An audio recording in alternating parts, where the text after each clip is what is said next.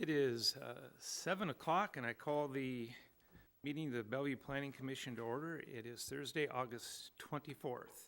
Please join me in reciting the Pledge of Allegiance.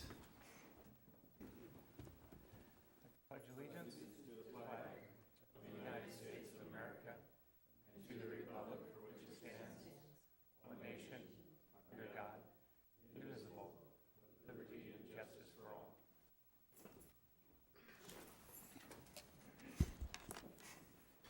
Roll call, please. Madden. Here. Kane. Here. Smith. Here. Jacobson. Here. Ackley. Casey. Here. Ritz. Here. Thank you. Great, thank you. This meeting will be conducted in accordance with the Nebraska Open Meetings Act, a copy of which can be found in the back vestibule of this hearing room. At this time, I would ask that all the commissioners and audience members please silence or turn off their cell phones and any other electronic devices that could disrupt our proceedings. Also, please note that the emergency exits are behind you and to the left. And once you're in the hallway, go either left or right, or staff will advise you on how to exit the building. If you do have a health issue or another issue during our meeting, please let myself and staff know, and we'll call 911 for you. There's also fire extinguishers and a defibrillator device located in the hallway, as well as the restrooms. Thank you. At this time, I'd entertain a motion to revise or approve the Planning Commissioners meeting minutes of July 27th, 2017, our regular meeting. So moved. We have a motion by Ms. Kane. Second. Second by Ms. Smith. Please vote.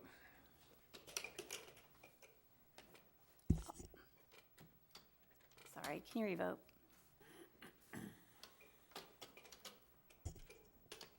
All in favor, motion carried. Great. Thank you. At this time, I'll accept into record all staff reports, attachments, memos, handouts regarding each application. Staff, are there any updates or additions since the packets were mailed out? None at this time. None at this time. I'd entertain a motion to accept into record all those. So moved. Okay, motion by Mr. Madden. I have to take my glasses off, sorry. Second? Second. Second by Mr. Casey, thank you. Please vote. All in favor, motion carried. Great, thank you. Our next item on the agenda is our consent agenda. We have no items today to talk about. We'll move on to public hearings. This evening we have 4 public hearings. I will announce each case and then ask if there are any updates from the planning department. After that, the applicant will have an opportunity to present their request. After the applicant has been heard, the public will be allowed to provide any testimony they would like to be considered in the record. Those testifying should come to the podium, state and spell their name and address, and sign in for the record. Testimony should be limited to 3 minutes, and I reserve the right to shorten that time if we have a large number of people coming forward to testify.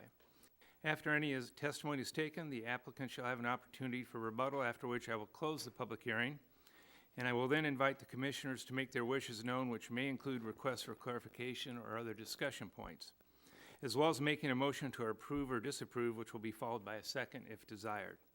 At that time, I'll restate the motion with the help from a lot of friends. And the motion, as needed to be resolved, any issues of that motion, and second with the commission members, and then call for a vote.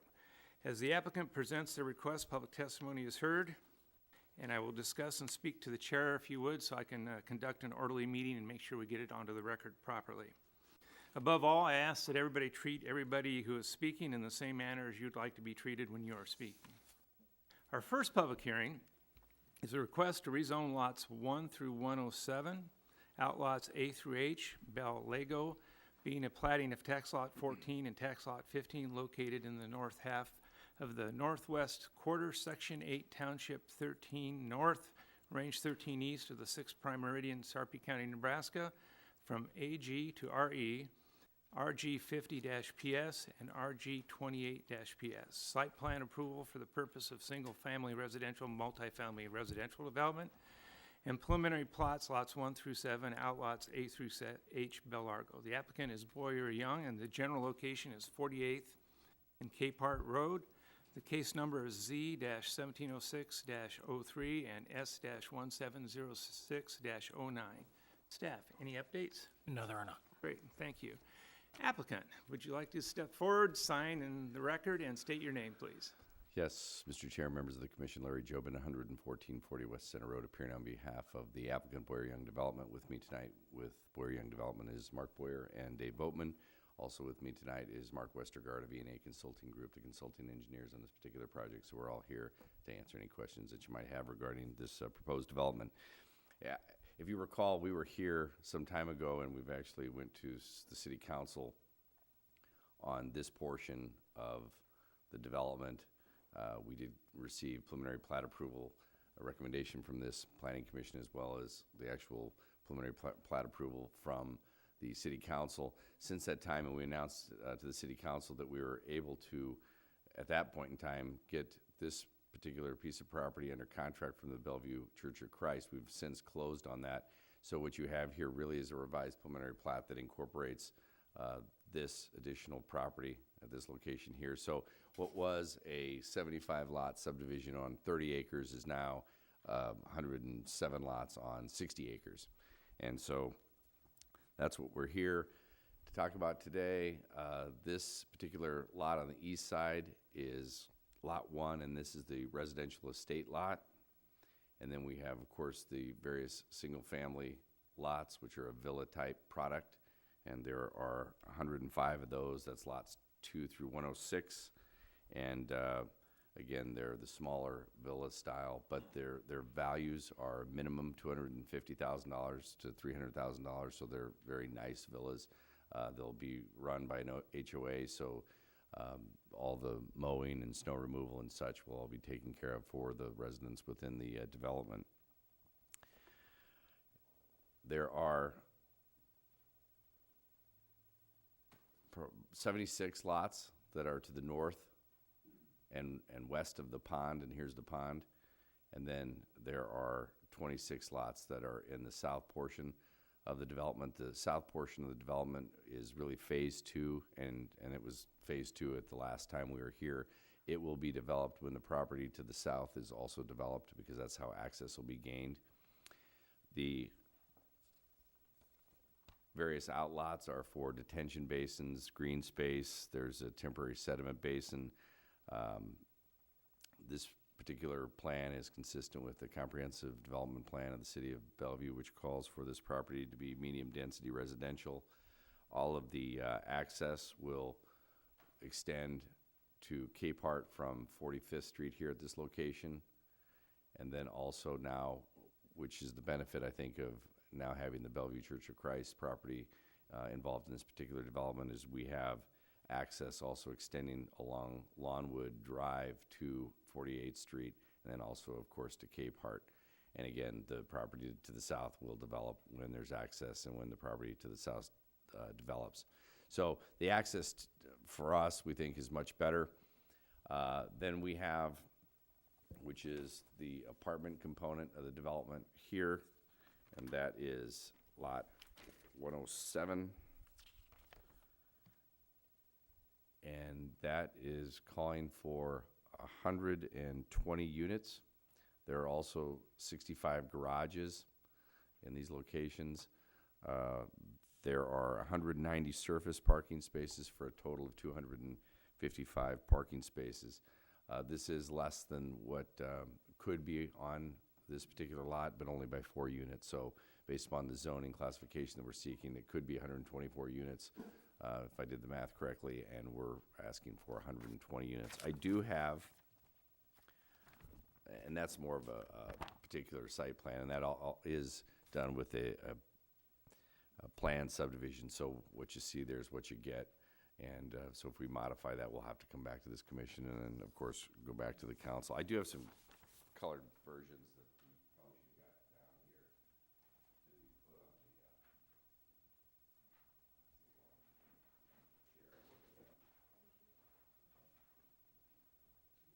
Yeah, I do not. Thank you. Also, I did want to point out that there is pedestrian access for all the single-family lots around the pond. The pond is about 15 acres, and there's an NRD easement over the entire pond. But there will be pedestrian access, so you can walk around the pond, and it'll be for those residents in the single-family villas.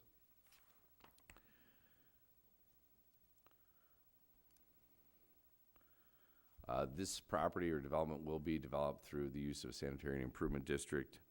I did want to point out also that we did apply for a school transfer to the Platteview Springfield School District, and it did go to their board about a week and a half ago, and they did approve the transfer. And my understanding is Bellevue Public Schools is also willing to accept the transfer. And then I think the next step in the process is it goes to the state committee on the transfer or reorganization of school district boundaries. That's supposed to happen, I believe, in January, so that will be done probably in January of this year, which we think is a good thing as well. There are no technical deficiencies. We appreciate the recommendation of the planning department and planning staff. Representatives of Boyer Young did go around and talk to the various neighbors surrounding the entire development and answered whatever questions that they have, which I think is a good thing because none of them are here, and I think they were all satisfied with the answers that they received. So with that, I'm happy to answer any questions that you might have regarding this particular development. And again, Mark Boyer, Dave Boatman, and Mark Westergaard are also here.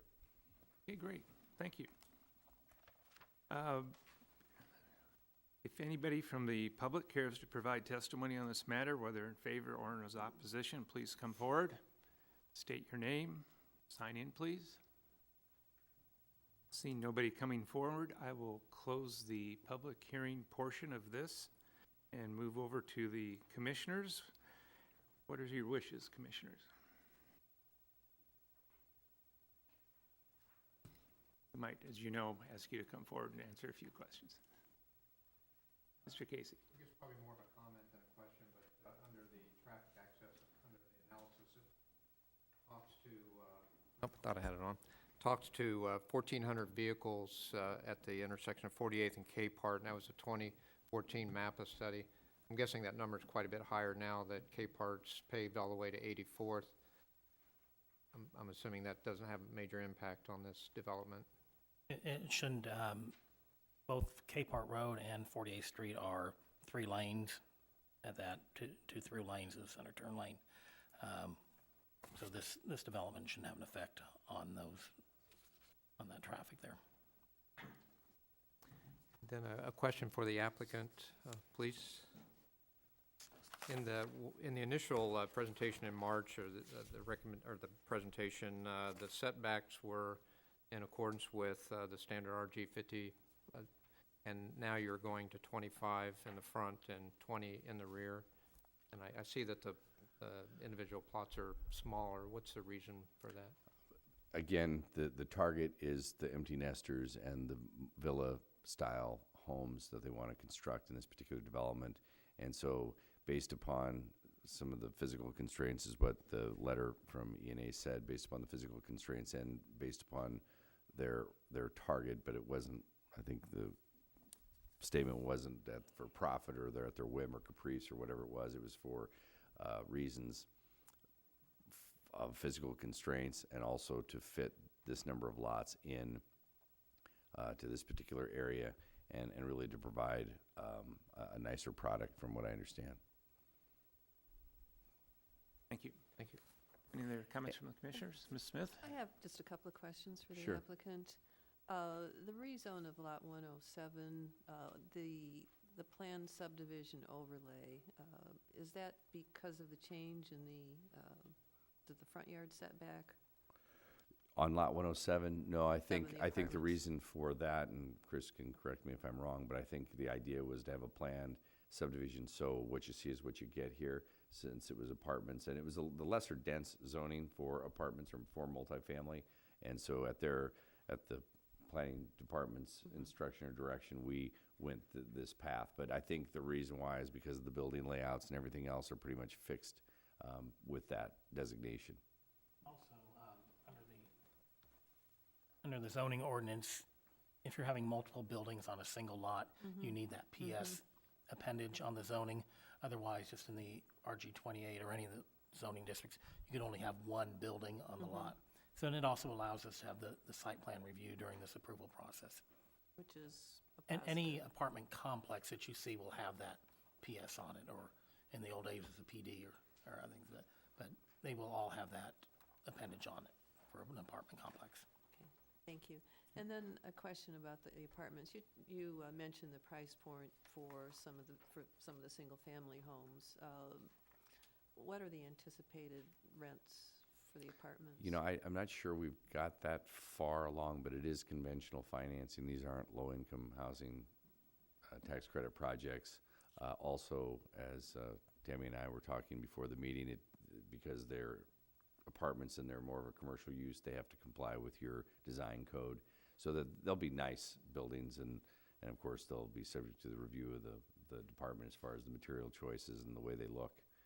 And so, obviously, Boyer Young has a significant investment in the villa product as well, and I believe that they're going to own and retain the apartments, so they're going to want to make sure that they're run well and they look nice, so the rest of the properties can sell out.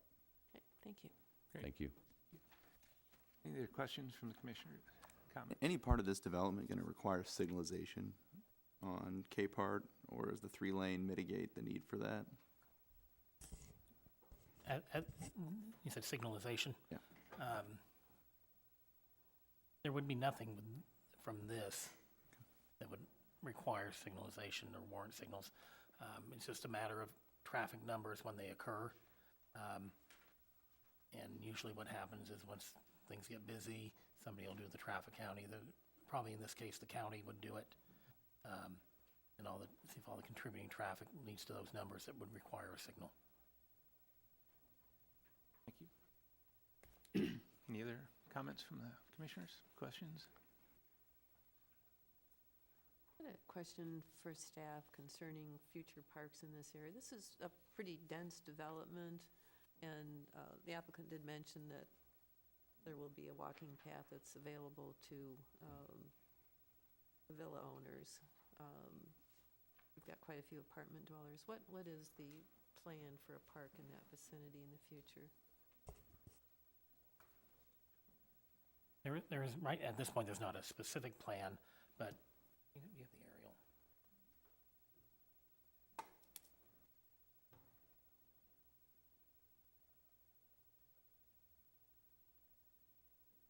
There's a good-sized park in Clearwater Falls. We've gotten away from each new development having its own small park, because ultimately when they become the city want to have, a half acre here or there, to take care of. We'd rather go for a larger neighborhood or community park. And what we will do as the rest of this area develops is work with the property owners, landowners to get that park situated more centrally within that area. All developments pretty much in this area will end up with at least some sort of trail system leading to wherever the park might be. Will require trails wherever anything comes in. But as things come in, we will look more closely at where the park might be. More central location maybe in the areas that are not suitable for just single family housing, but might lend itself to a parkland. So at some point, there might be a trail connection between this development and a park. Yes. Okay, thank you. So I had a follow-on question to that, if I might, Chris, is that it's kind of a chicken and egg question, I'm afraid, is that which comes first, the housing development or the park?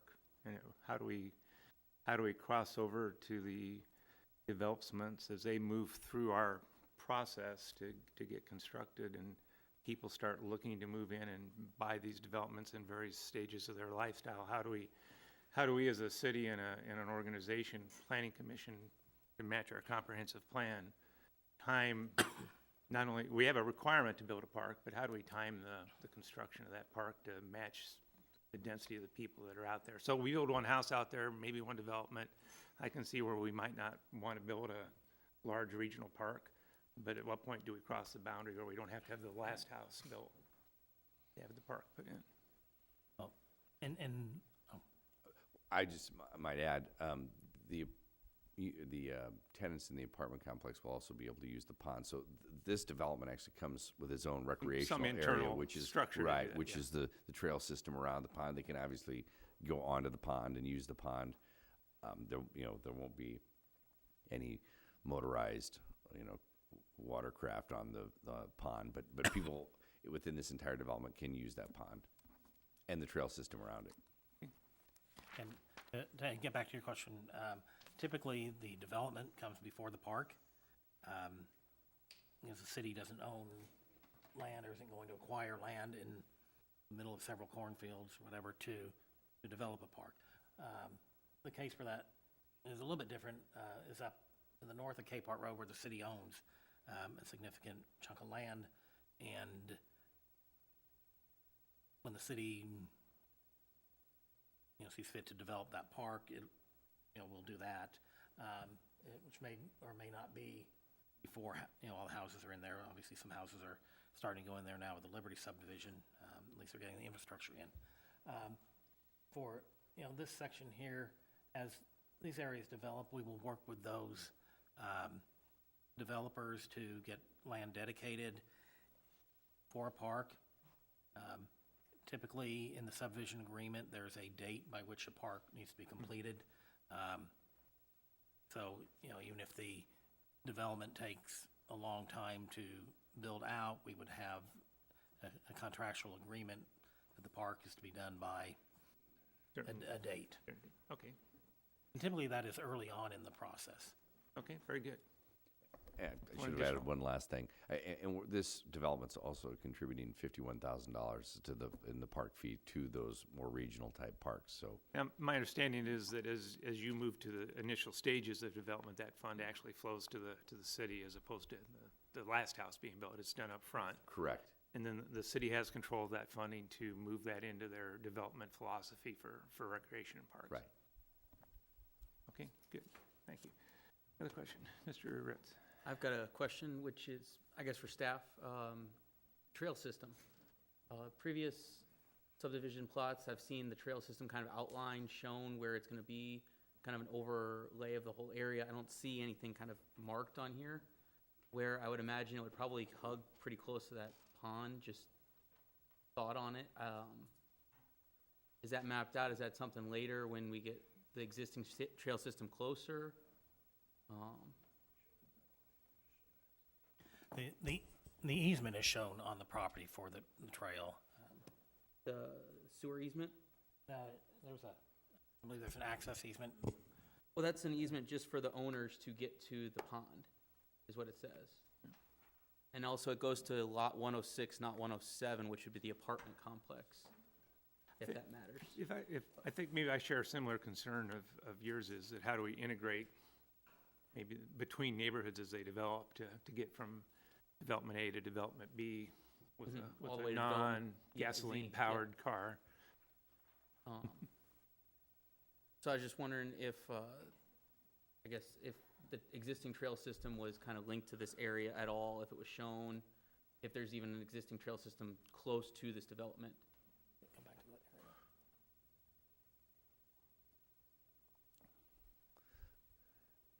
area. There really is not an existing trails. We have trails down here in Clearwater Falls coming up 48th Street to Lionsgate. And there's really no trail system within Falcon Forest. So as these areas develop, we will continue on with the trails coming out of this area and along 48th Street as well. Okay.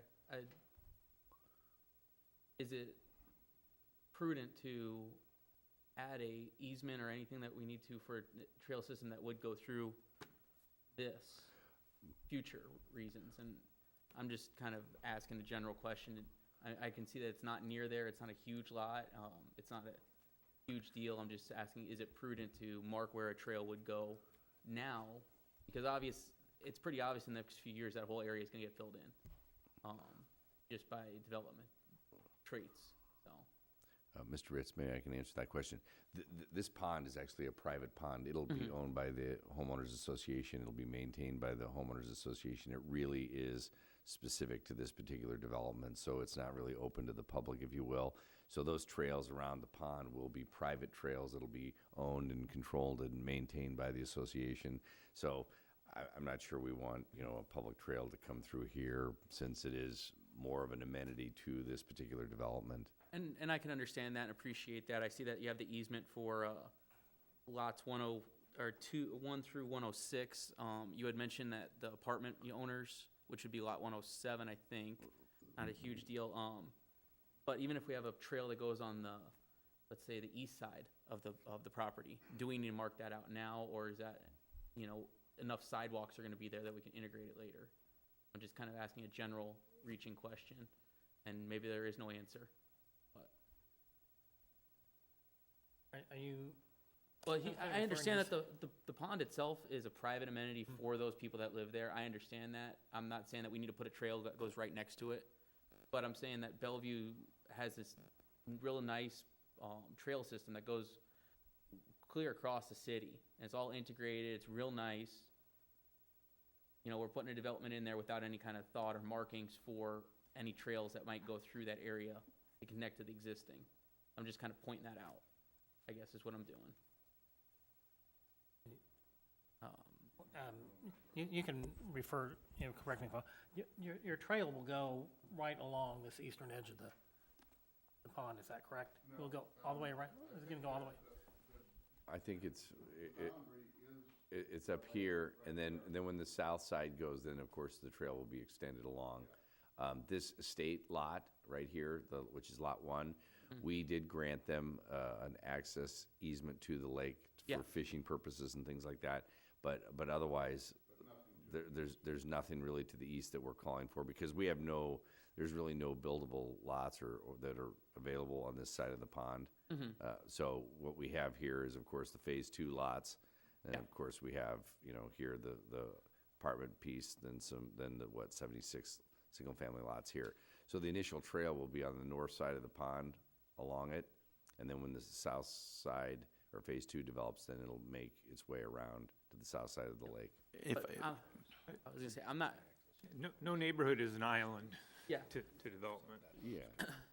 I'm not really worried about the pond. The pond's for the people that live there, and that's fine. And I think that's a great thing, great selling point. Maybe I should say, let's talk about the west next to the apartments. If the existing trail system that's down south is extended north, it's the west side of this new development. Do we need to mark where the trail is going to go through this on that area? And that's just a I think, hypothetical. if I'm not mistaken, I think the trail goes through the Cedar Grove and then Lions Gate, and then it's on the west side They of would 48th basically Street. be in the form of a public sidewalk. Okay. Yeah. They're wider, but Yeah. Right. they're in the right of way. Okay. For a So there sidewalk. won't be a problem later connecting the existing trail system through this development is all I wanted to know. There is, on the site plan, they will have to do sidewalk along 48th Street. Yep. The property to the south already has a sidewalk. Okay. So basically, there will be a connection down to the south. Okay. There will be a gap, but then there will be a trail on the west side of 48th Street going all the way up through Lions Gate. Okay. Right, and then when this property develops Yeah. up here, then of course that trail system would extend all the way up to Cape Heart, right? Thank you. I got what I wanted. So, Okay. thank Very you. good. Thanks. Any other questions or comments from the commissioners?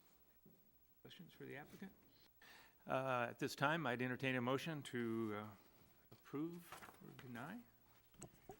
I guess I would compliment the new development. Obviously, it ties in nicely with the previous submittal from last March, so thanks for picking up the extra acreage and expanding in Bellevue. And with that, I would recommend a motion to approve this application for rezoning and preliminary plat based upon conformance with the zoning ordinance, comprehensive plan, subdivision regulations, and a lack of perceived negative impact to the surrounding area. Second. Second was by Mr. Madden. Great. Okay. Commissioners, please vote. All in favor, motion carried. Great. The carried unanimously. This item will go to the city council for a public hearing on September 25th, 2017. Is that correct? Great, thank you. Our second public hearing is a request to amend section 5.27 ML Light Manufacturing District, City of Bellevue zoning ordinance regarding outdoor storage as a permitted use. The applicant is the City of Bellevue. Staff, any updates?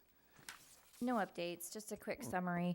As we were looking through section 5.27, which is the ML zoning section, currently the ordinance allows for new and used sales of automobiles, recreational vehicles, semis, trailers, boats. However, it does not allow for any type of outdoor storage. So you could park those vehicles out on a lot to sell, but you wouldn't be able to park them on a lot to sell or to store. We figured the logical thing to do would be allow that in those outdoor storage areas, you would be able to have vehicles in operable condition to store. This would apply only to automobiles, boats, and recreational vehicles. Again, they'd have to be in operable condition. They'd have to meet all the performance standards. They would have to be screened. You still would not be able to have outdoor storage of just any item. So this would prevent, piles of items being stored outdoors. So again, just kind of making those permitted uses line up and agree with each other. Great, thanks. Any other comments from staff on this? Hearing none, I'll open it up to public testimony. If anybody cares to provide public testimony on this matter, whether in favor or opposition, please come forward, state your name, and sign in. Seeing nobody coming forward in favor or opposition, I will close the public hearing and turn it over to the commissioners. Commissioners, discussion, motion? Mr. Casey? There's no discussion. I'd make a motion to approve Section 5.27 as presented. We have a motion. Second by Ms. Smith, is that correct? No. Oh, Ms. Kane, thank you. Okay, we have a motion and a second to approve Section 5.27 as presented. Please vote. All in favor? Motion carried. Great, thank you. Our third public hearing is a request to amend Section 8.05 Wireless Communication Towers, City of Bellevue zoning ordinance regarding wireless antennas and conditions for approval. The applicant is the City of Bellevue. Staff, any updates or comments? No updates. This came from a request we had from a cell carrier antenna provider who wanted to put antennas on top of a building. There are no provisions at this point in our zoning ordinance to put anything on the building or either on top or wall mounted that you see in a lot of places. This section only addresses the towers. So what we've done is added provisions for building and rooftop mounted antennas.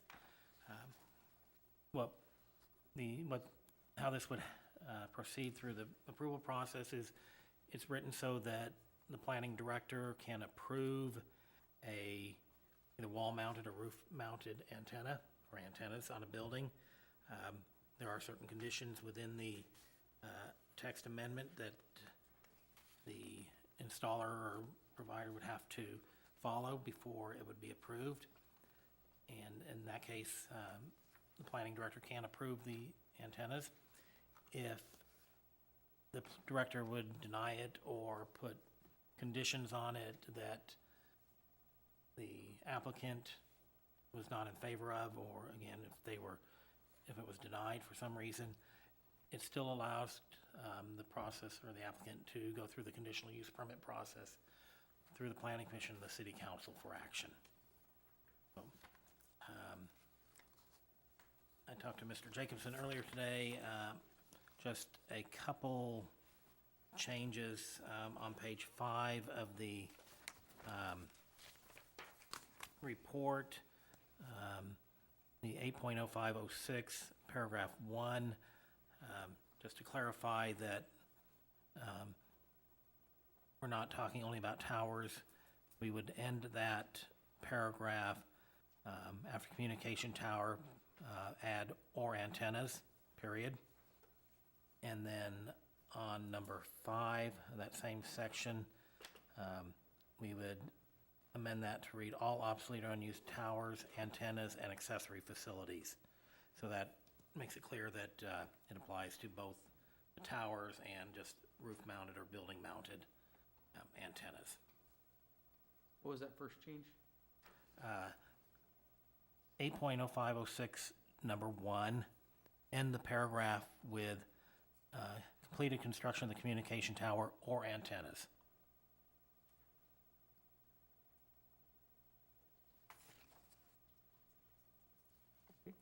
Before we get too far, let me go through a little order of business here, and we'll get to discussion. Seeing nobody coming forward to testify on this, either in favor or in opposition, the public hearing is closed, and commissioners, I'll turn it over to you for discussion. Mr. Ritz, did you have a comment? Yes, I've got two questions. One is off at Air Force Base. Were they sent anything in regards to a draft of this change? I just know that they may have a vested interest in roof-mounted antennas in or near their base. And then two, kind of following up with that is, if we approve it as noted here, will they be notified whenever anybody applies for a permit for a rooftop-mounted antenna, assuming it doesn't need to go in front of the commission?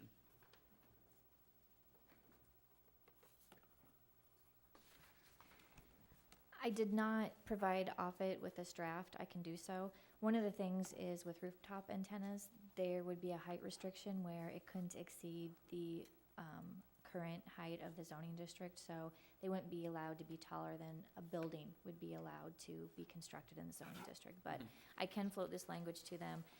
Also, whenever anybody comes in for any kind of a telecommunications tower, currently what we require is when they submit their application, they also have to submit a letter from the FAA.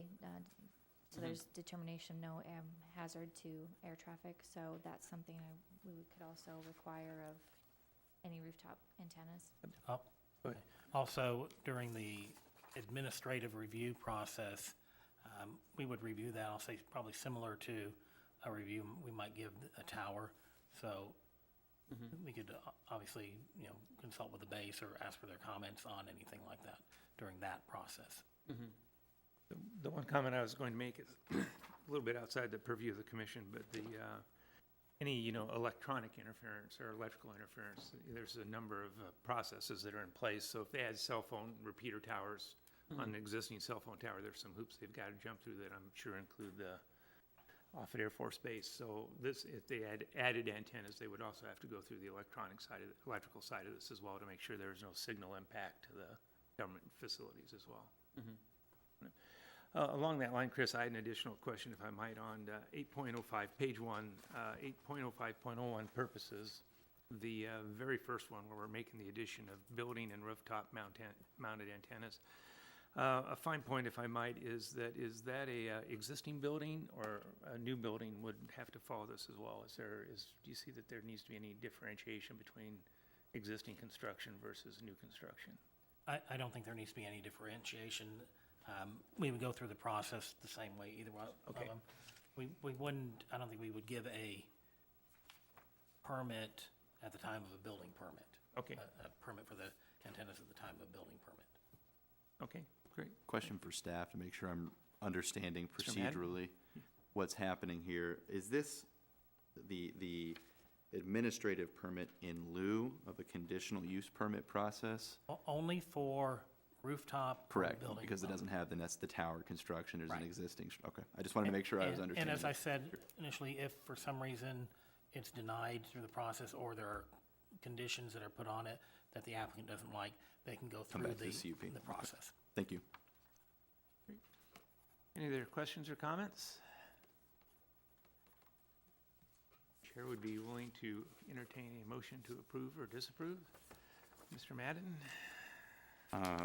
Mr. Chair, I would make a motion to approve the amendment to section 8.05 as presented. Great, thank you. Do we have a second? Second? Great, second, Ms. Smith. Thank you. Okay, commissioners, please vote. All in favor, motion carried. Motion carries. Good, thank you. Our fourth public hearing is a request to approve the fiscal Mr. year. Jacobson, would you like to announce when that goes to city council? Oh, thank you. Yes, I would. I believe it goes to council September 25th, 2017. Thank you. Our fourth public hearing is a request to approve the fiscal year 2018 through 2023 capital improvement plan. The applicant is the city of Bellevue. Staff, any updates since the CIP was mailed out? Actually, one update with regard to the first year of the program under the non-departmental projects. I would eliminate the CDBG Public Works projects that kind of got carried over from before, and they weren't granted a significant amount of funds from the CDBG committee this year. So Is that on page? it's on page 4. Page 4, thank you. So that line item would just be eliminated. Great. Thank you. And actually, just, I think everybody's been through one of these before, just, you want to open up for public hearing, and then we'll do questions afterwards. Yep. So I will open it up for a public hearing. If anybody cares to provide testimony, whether in favor or opposition of the capital improvement budget, please come forward to state your name, sign in. Seeing nobody coming forward to speak in favor or in opposition, we will close the public hearing and move to staff or comments and commissioner comments. Any comments or questions? Tom's got a friend.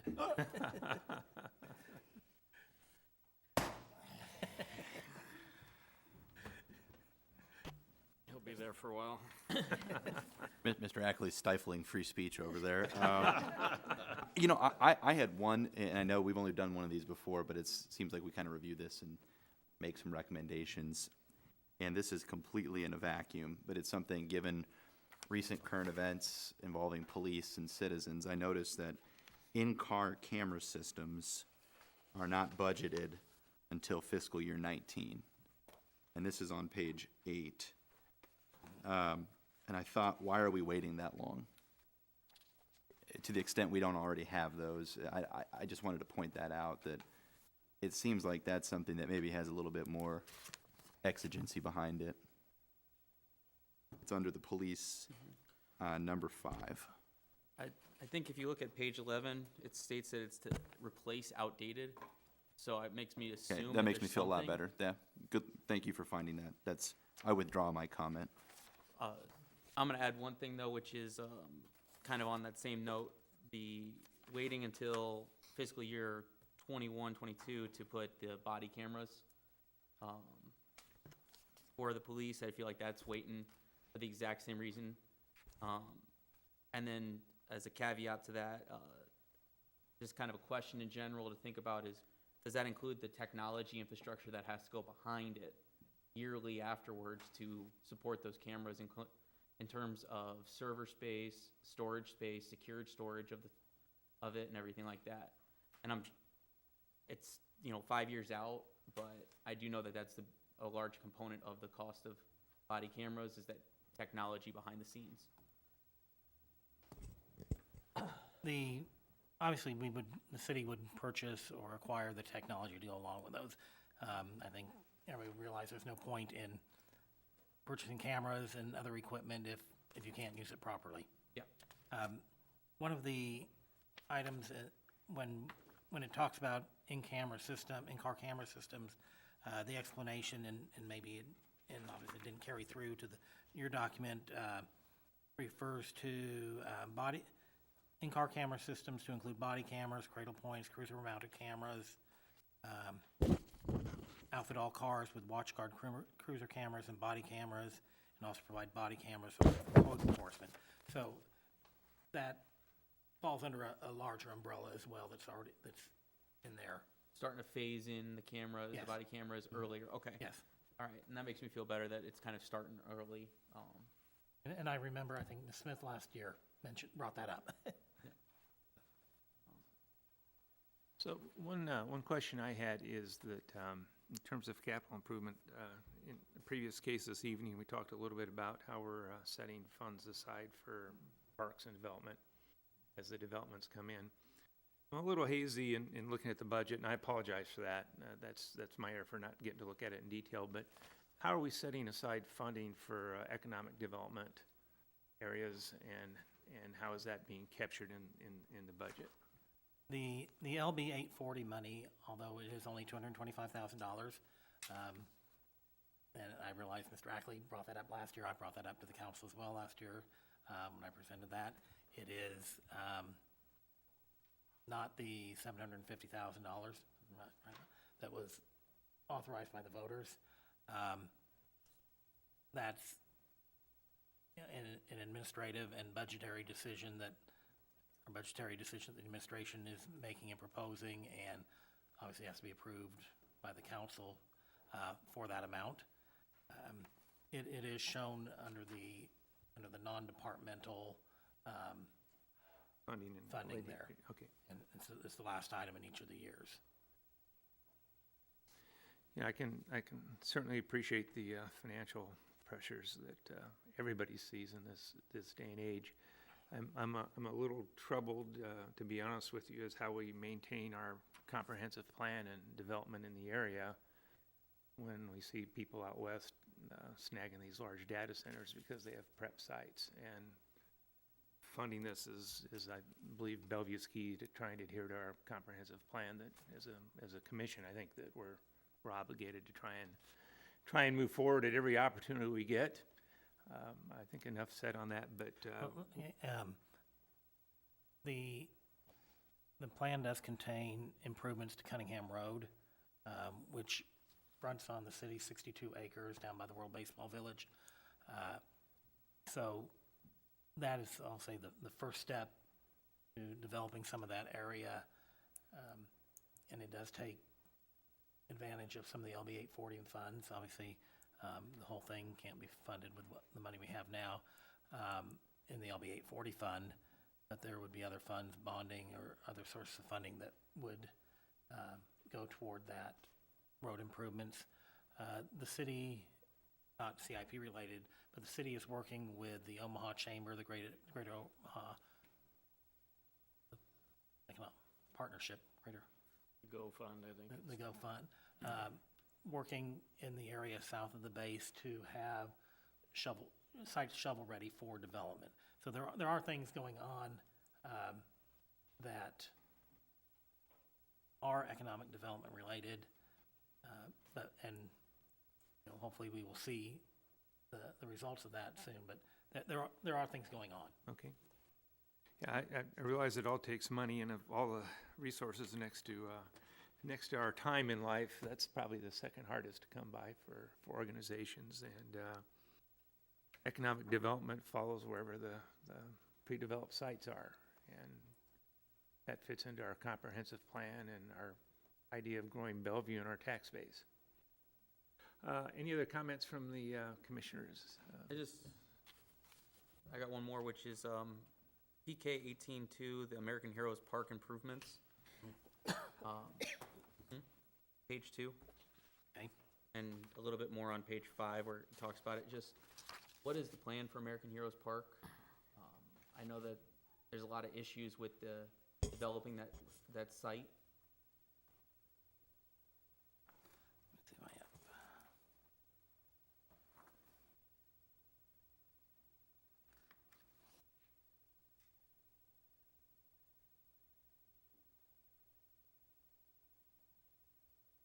I don't, doesn't look like right now I have specifics on that. There's been a master plan done of the park. Right now, they're finishing up the parking lot, paid parking lot, additional trails and development of the north area, north of the pond, into more of a gathering space. Additional trails along the river, and tying it together with the more wilderness area to the north, and with Hayworth Park to the south. Okay. So, and I've seen the master plan that was done about 5 or so years ago, I think. That's kind of still the main goal of that. Okay. I didn't. Yes. Really, my goal was to see if it had been updated or not. So, no, not at this time. All right. Ms. Kane? Mr. Shuchak, I was looking at this too, and I agree with the statements by Mr.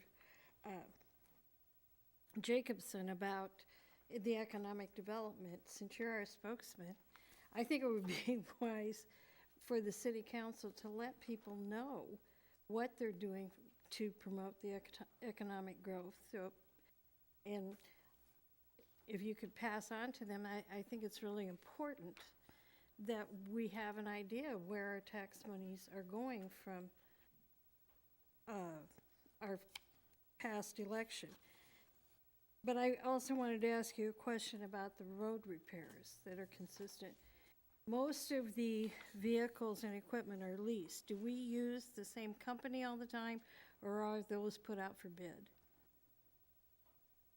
There are generally two bidding sources. There's a state bid that the state does, and the city can tag along on that and get the good prices from that. And those would be better than the city could get by itself. There have been some times, actually, when the state of Minnesota has bid and gotten better prices, and we have tagged along on that as well. Oh, So, okay. I can say I'm pretty confident that we get the best price we can on leases through these competitive bids from larger organizations such as the state. And I may be a minority, I may be a majority, I don't know, but I think that the companies we've been using have done a very good job on the busy streets that I've traveled on within the city, like Galvin Road and the resurfacing area on Cornhusker there, the bridge by Richmont Village and that area. Thank you. People got to remember that, the roads do need maintenance. Any other comments on the CIP? Mr. Ashton? Just, Mr. Casey? just I guess maybe a comment again, is, I know 2020, there's a proposed splash pad going in someplace to be determined, and then the restroom facility doesn't go in until the following year. It's just kind of odd, but also the amount, does staff recall how much that restroom ended up costing at Banner Hastings Park? Manor. Seemed like it was considerably more, but I may be wrong. It was in the neighborhood of $200,000, I think, Was when it? it was all said and done. Okay, so I know they earmarked 175,000. I was just thinking Banner Park went way over what everybody thought it would be. They had to do some sewer connections there, brought up the price. In Everett Park. No, not Everett Park. Yes. Everett Park. Well, sewer will be right there, so you won't have to go cross-country with sewer for that one, so hopefully that would be a less expensive restroom. So are you saying you know where this park's going to go in 2020? I saw, I think thought I the saw. The next one is planned, and when do we have the next one in there? There's, I'm on, 20's the restroom, and In 19, we have a splash pad and restroom. And I believe that one is, it does say at a park to be determined. I know the one that's been discussed mostly is over in Everett Park along, Betts Road, right? That's Betts Road? yeah. Any other comments, Mr. Casey? Mr. Ashley? As Ms. Kane and Mr. Jacobson and Mr. Shuchek alluded to, every year I focus in on LB 840 and the Highway 34 corridor. I guess, Mr. Shuchek, for people that aren't familiar, just refresh our memory. The process for us to get this CIP in front of us this evening, it goes out to department heads to give their input for their needs. Yes,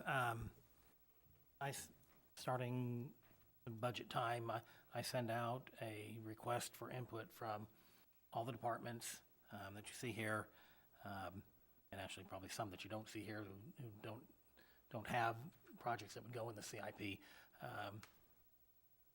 Just a little aside there, we decided a number of years ago that the threshold for something being in the CIP would be $50,000.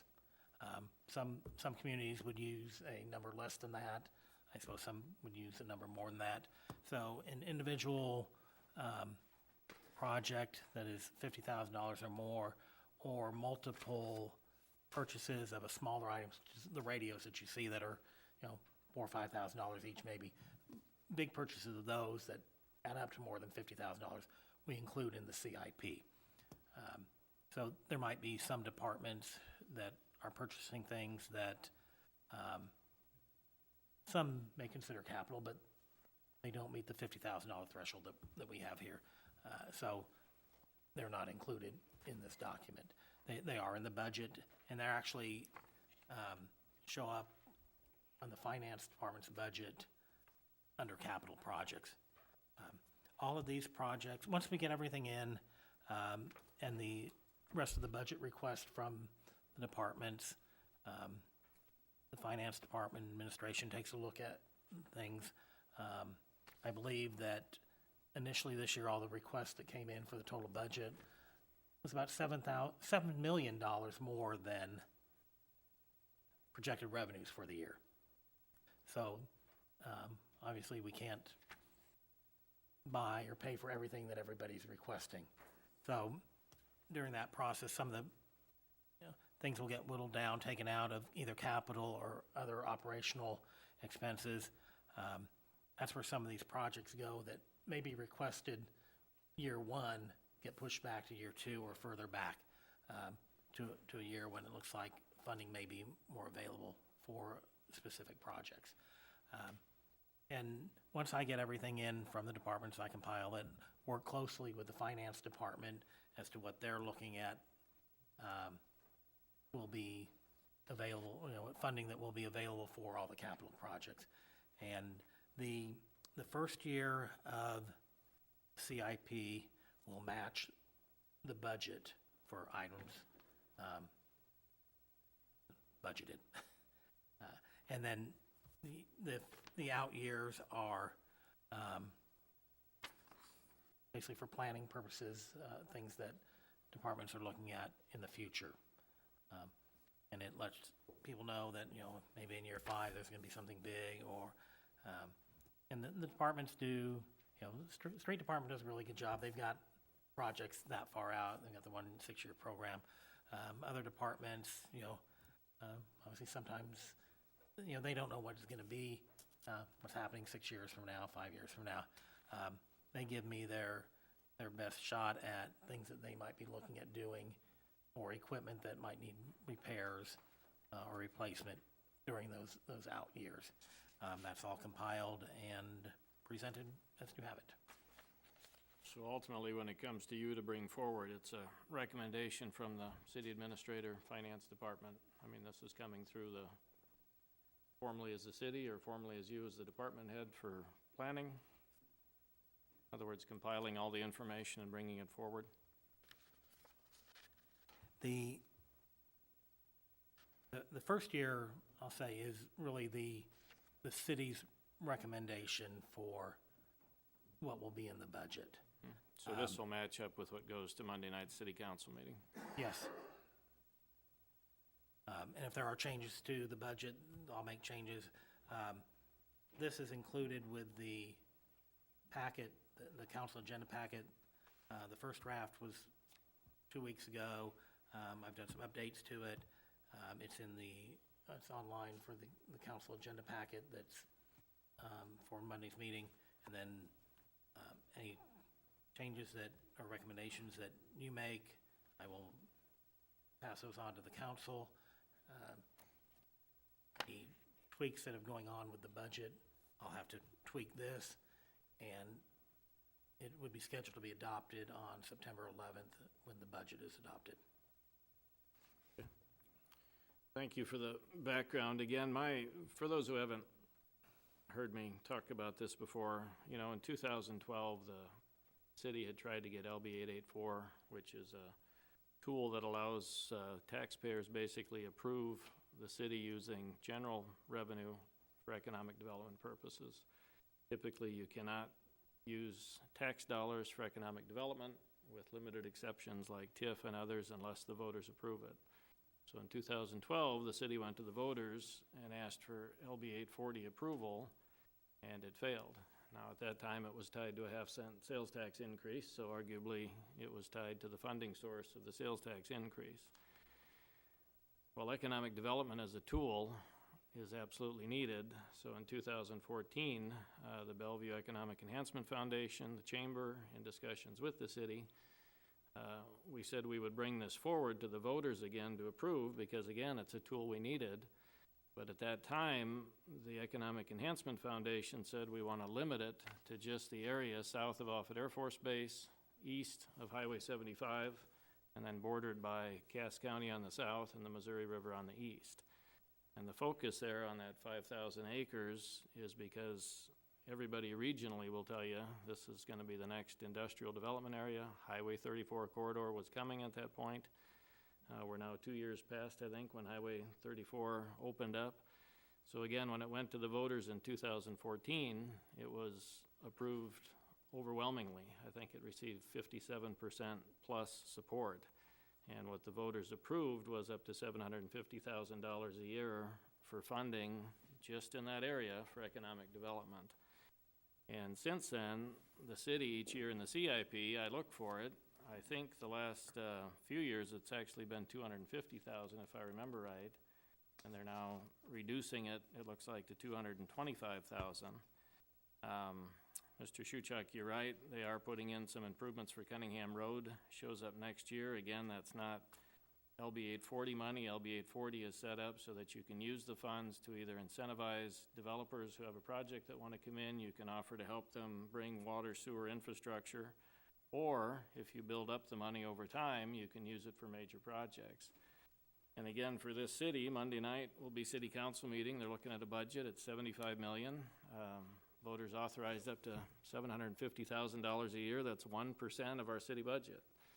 If this community is going to ever have an opportunity to develop that large area for an industrial tract, which everyone in the region would tell you we need industrial.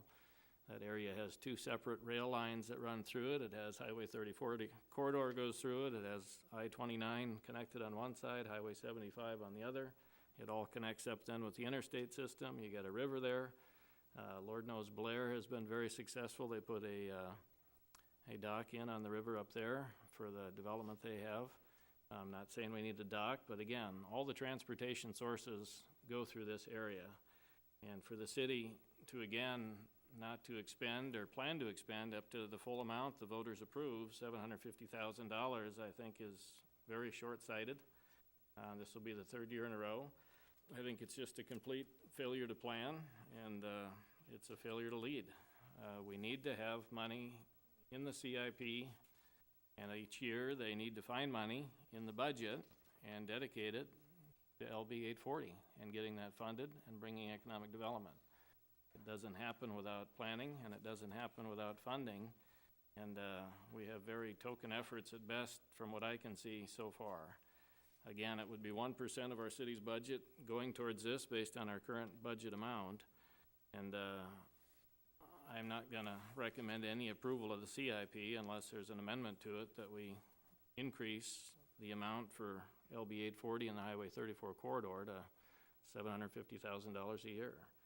If they got to squeeze other things or increase taxes or whatever it is to get to it, but that's a huge corridor for us to grow in the future.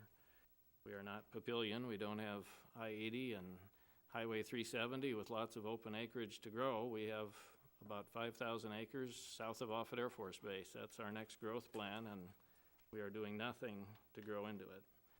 So that's my annual rant, Mr. Shuchuk, as you may refer to it, but we are again falling short, and it's a failure to plan, it's a failure of leadership, and we need to get that funded as the voters approved. Thank you. I have 1 or 2 additional comments, if I may take time to do that right now. I noticed in our future years, very similar to what we've just discussed, we have significant funding allocated for a library, which I think is a plus to the community and a plus for the citizens in the region as well. I noticed that expenditure all takes place in 1 year. My concern would be that some small amount of funding should be shifted to a previous, earlier year. Make sure that we have plenty of civic involvement. It is a location where everybody goes. That's what public libraries are about. With technology taking place today, if you take the Omaha Do Space as an example, that took a lot of thought. The idea of expending a significant amount of money for something that combines education, technology, and internet all in one location, trying to do that in 1 year is at best a little disconcerting. It's another one of those projects I know that slips around on the calendar a little bit. And the amount of the expenditure slips around depending on how budgets work. I completely support that. But some things just don't happen in a year if you want to have a lot of involvement. And my recommendation is some of the funding that is in 2020, 2019 be moved up to 2018 to allow for a proper planning process. Any other comments on the CIP from other commissioners? I cannot find the item I'm looking for, but there is $50,000 set aside for a study for water park in Bellevue That's under the Parks Department in the first year. the first year.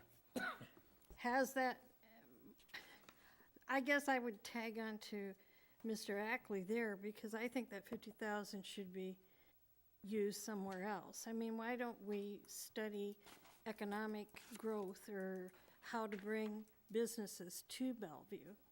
And I didn't like it when the city council passed that, and I don't like it now, and I just want to make sure it's on the record that I think it could be better spent for the Parks Department. And that specific project is a joint project with the base, joint aquatic center, that we are working with the base on providing something. As you know, the base has closed a number of their recreational facilities. We're looking at something in the southwest part of Bellevue where there is no pools at this point. So it would be something that would be beneficial to both the base and the citizens of Bellevue. Which department would be in charge of economic development? I mean, is there a specific department, or is it the whole city? To me, it would be the whole city, but there's... The city does not have an economic development department. Okay, Assistant City Administrator Burks has kind of taken that under the administration, under the city administrator, and is being very active in that role. because I think that's just got to be pushed. It seems like you can drive down a street and find 2 or 3 businesses that have left, small business possibly, but businesses, and moving out west or going to Papillion, and that's worrisome, I think, to many people in Bellevue. Okay, thank you. Any other comments? I have one additional comment. I wanted to pass on to the commissioners formally that the CIP, their staff is working to make sure we get the CIP more and more ahead of time. And so next year, we're optimistic that we'll even have more time to study it than we have. And that, from my viewpoint, allows for a much better discussion. So they are working to make that happen, and I want to applaud them for that. That allows us to provide them with better input. So having said all of that, I will ask for a motion on the CIP. I guess based on the discussion we've had, Mr. Jacobson, are you wanting a motion to include moving some money into the 2018-19 for library? Yes. And that would come out of the 15 million or be in addition to? It would come out of the 15 million would be my suggestion. And your suggested amount on that? $225,000. So that would reduce the 2019 to 20 library amount, 14,775,000. Correct. Anybody else have items they want to make sure is included in a motion based on the discussion we've had?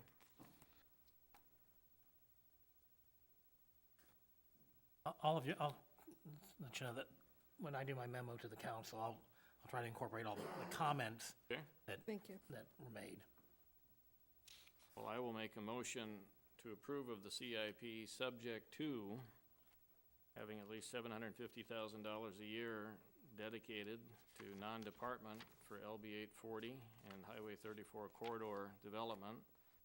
And I would add on Mr. Jacobson's comment about shifting some money into the library.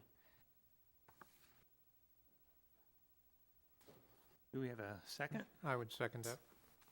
Second by Mr. Casey. Do we have any questions on the motion that was made? Having seen no additional comments, please vote.